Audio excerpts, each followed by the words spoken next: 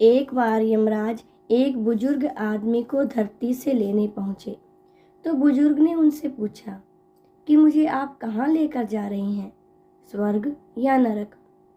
यमराज बोले, दोनों में से कहीं नहीं। तुमने इस जन्म में बहुत ही अच्छे कर्म किए हैं, इसलिए मैं तुम्हें सीधे प्रभु के धाम ले जा रहा हूँ। बुजुर्ग और खुश हो गया और बोला, धन्यवाद, पर मेरी आपसे एक विनती है। मैंने यहाँ धरती पर सबसे ज़्यादा स्वर्ग और नरक के बारे में सुना है। मैं एक बार इन दोनों जगहों को देखना चाहता हूँ। यमराज बोले, तुम्हारे कर्म अच्छे हैं, इसलिए मैं तुम्हारी यह इच्छा पूरी करता हूँ। चलो, हम स्वर्ग और नरक के रास्ते से होते हुए प्रभु के धाम चलेंगे।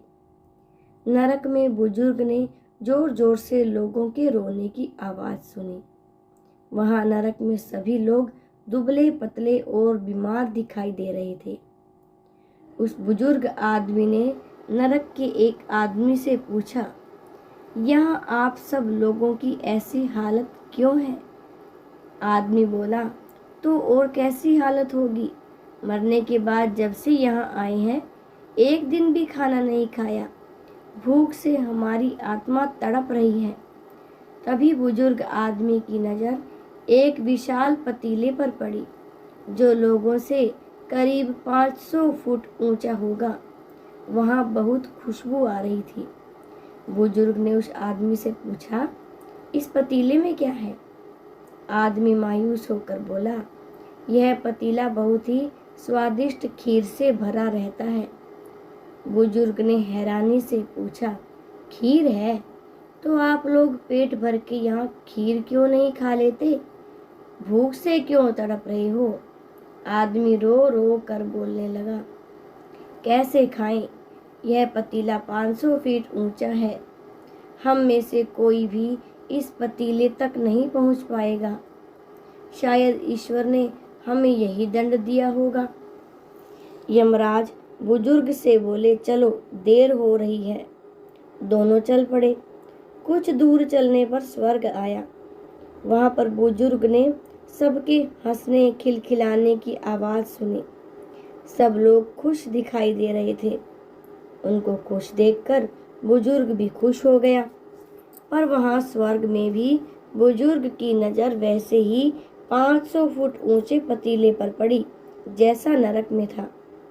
बुजुर्ग हैरान हो गया और उनसे बोला, पर यह पतीला तो 500 फीट ऊंचा है, आप लोग तो इस तक पहुंच ही नहीं पाएंगे, तो आप लोगों को खाना मिलता ही नहीं होगा। आप लोग तो भूख से दुखी होंगे, पर मुझे तो आप सभी इतने खुश लग रहे हो, ऐसे कैसे? एक आदमी बोला, हम तो सभी इस पतीले से जी भर कर खीर खाते हैं।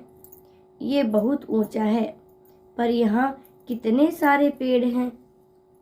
इनको काट कर टुकड़ों को जोड़ करके लकड़ी की सीढ़ी के सहारे हम पहुंच जाते हैं और हम सब मिलकर खा लेते हैं।